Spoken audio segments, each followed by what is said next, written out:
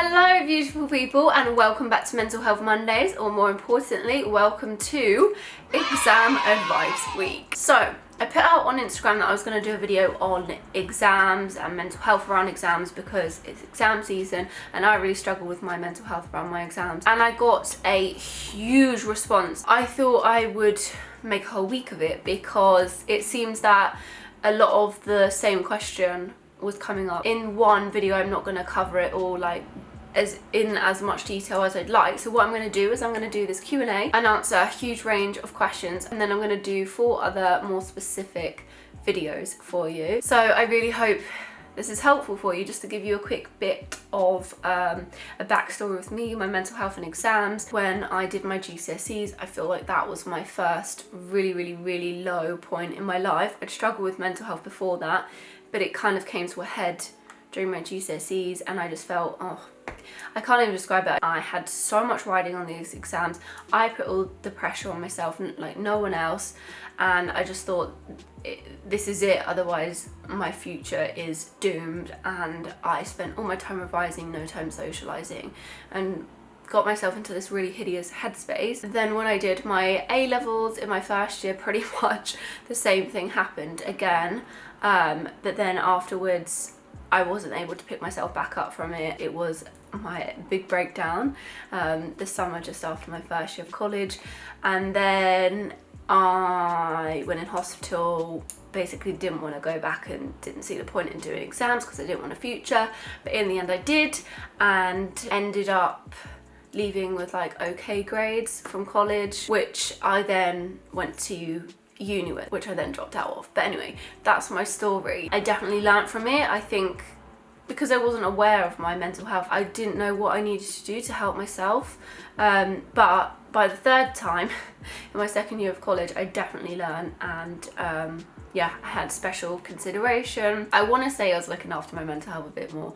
I was looking after it a bit more. I was still in and out of A&E and stuff like that, but yeah, that's a bit about me. Let's get on to the questions, because those are the most important part of the video. I'm here to help alleviate all of your exam stresses. So first question is a pretty general one, and it says, how do you get through them really? I'm struggling so much with these A-levels. Here are my tips to get you through any exam. We're gonna start with the basics, and I know you may roll your eyes at these, but these are so important, and that is to eat well, sleep well, and exercise. Now please don't run a mile when I say this. Eat well, just try your best to nourish your body the best you can. Sleep well, try and establish a really good sleep routine. I mean, I'm still really bad at this, but I do try and get myself into the zone, have no screens before bed. And then exercising can be anything from walking your dog, walking to the shops, dancing, doing yoga at home, going to the gym, like literally anything that you feel comfortable with. These basics are literally the foundation for not only staying on top of your mental health, but getting through your exam period, I promise you. Number 2 is to balance your time. So for me, this was the key. I had a schedule, a revision schedule that was realistic. Well, let me throw that word out there, realistic. I have the tendency to give myself too much to do, and then I get disappointed when I don't do that, when I kind of knew that I wasn't going to be able to do it in the first place.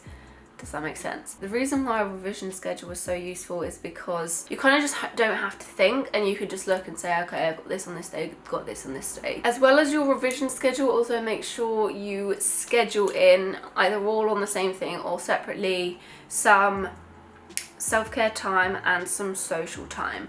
Balancing everything out is so key, and this is where I went wrong during exams, by literally just revising all the time and having no fun and thinking, oh no, I can't go to this party because what if I miss like revision? Like, no, you only live once. Go to the party, just make sure you make up the revision afterwards. The next one is find a style that suits you. For me, this was brainstorms and flashcards.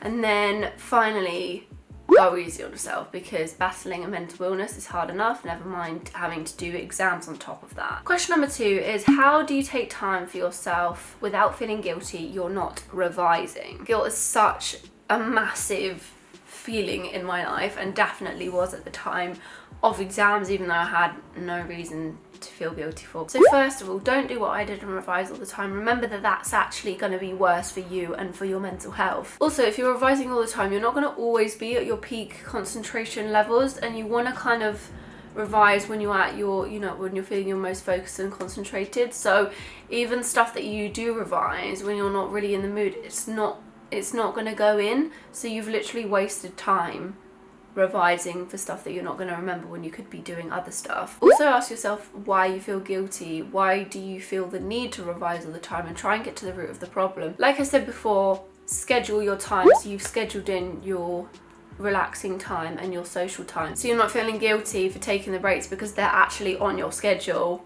You're allowed to do them. Next question, how do you deal with the run-up and feeling like you'll be a failure? I had quite a few of these questions on failure. I would give you all of my tips that I said before about balancing your time and planning ahead. And also, don't focus too much in the run-up. Like, don't get more and more anxious as the exam gets closer. It's a good idea to have an idea like when the exam is and how far away it is. I had an app on my phone with all my exams, and it just told me like how many days I had left, just, you know, so I could plan things out. Don't check it all the time. I feel like I could do a whole video on being a failure, because I think it goes hand in hand. When you have bad mental health, you literally feel like a failure. I still feel like that. But remember that negative thoughts are more likely to lead to negative outcomes. I know this is so hard when you're in the middle of a mental illness, but positive thoughts are more likely to lead to positive outcomes. A really good tip I learned for positive thinking, and this can really help during exams, is to say things sarcastically to yourself. So if you're not kind of ready to be super positive about yourself, sarcasm is key. So in terms of exams, your mind is going, oh, no, I'm gonna be a failure, etc. Say to yourself, I am gonna absolutely ace this exam. I'm gonna do the absolute best in my whole year, and I'm gonna break records. If you're thinking like that, like, yes, it's sarcastic, but it is something positive. So I think that's an easier way. And also remember to focus on what you are and not what you do. These exams do not define you as a person. Next question, how to cope with missing important exams like A-levels due to mental health. I'm so mad by this. Remember, your mental health is far more important than any A-levels. I know this may be frustrating. A-levels can be done anytime, but your mental health is there for life. If you are in a position to retake your A-levels, then you might want to try and do that.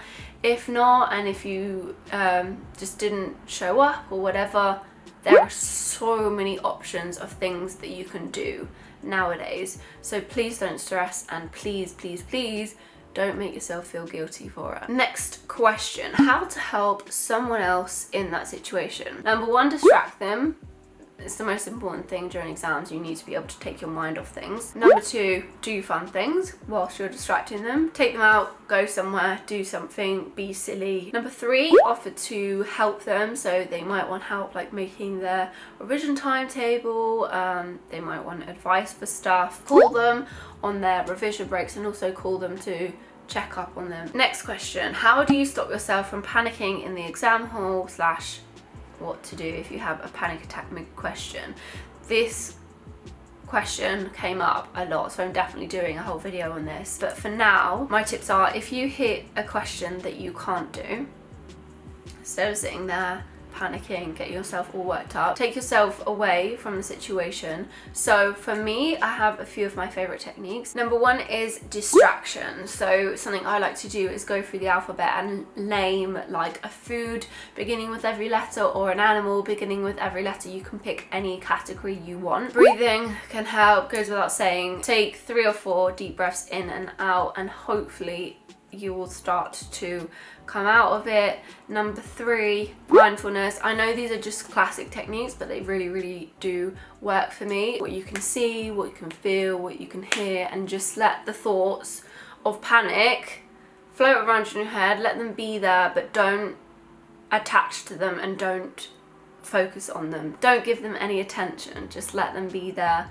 If you find any judgments or whatever come into your head, just let them go. Remember that this feeling does not last forever, and that the exam will end, the whole exam period will end, and you will get through this. If you really feel like you can't be in the room with all those people, just put your hand up and the invigilator will let you step outside for some air, and then you'll sort out the whole like extra time thing afterwards. I would definitely advise stating beforehand about the whole panic attack thing, so you can either sit at the back or get special consideration. On the topic of special consideration, I had a question that says I had to get special consideration after having panic attacks in exams, but I feel bad. Getting special consideration is nothing to be ashamed of. In fact, I actually think it's better. It's a much easier environment to have a panic attack in because there are fewer people. I think a lot of the thing for people is everyone else around them, and you think that people are looking at you, which they're not. They're just thinking about themselves. But it means that that stress is alleviated. Having a panic attack in front of everyone else is a smaller group of people. Just remember that panic attacks don't mean that you're gonna die. Panic attacks are not the be-all and end-all of everything, and just try your best to take your mind off that present moment, and then when you feel ready, go back to the exam. Next question. This is an important one as well. Tips for exam revision when you're depressed and have no motivation. Literally my whole life. I actually did a video on how to motivate yourself when you're depressed, which seems to have got a pretty positive response, so I'll link that on the screen now. Exam wise, I would say make a small to-do list, small, not unrealistic to-do list. Say to yourself that you're just gonna do 5 minutes. Start with really small amounts of time, and then reward yourself for doing that amount of time, and then try if you can to build it up. If not, 5 minutes, take a break, 5 minutes, take a break, whatever works for you. I think a change of your environment also is really good. If you find that you're really depressed and all you're doing is lying in bed, for me, I couldn't revise in bed or in my bedroom, so I'd always go downstairs to my dining table to revise. I felt more motivated there. And make sure you have no distractions. I know that literally getting out of bed can be such a huge thing, so really make sure you reward yourself. Say to yourself, if I do this amount of revision, then I'm going to reward myself with this, and just try your best to think positive thoughts and try and trick yourself into basically acting opposite. This is one of the tips that I learned, was act opposite to how you feel. You feel like you want to lie in bed, get out of bed and get ready and just do it without even thinking. Next question, how to concentrate during revision and exams. I had a lot of people asking me this, like how to focus, how to concentrate. If the reason you can't concentrate is due to your anxiety or depression, I would definitely say you need to tackle that before you sit down and revise.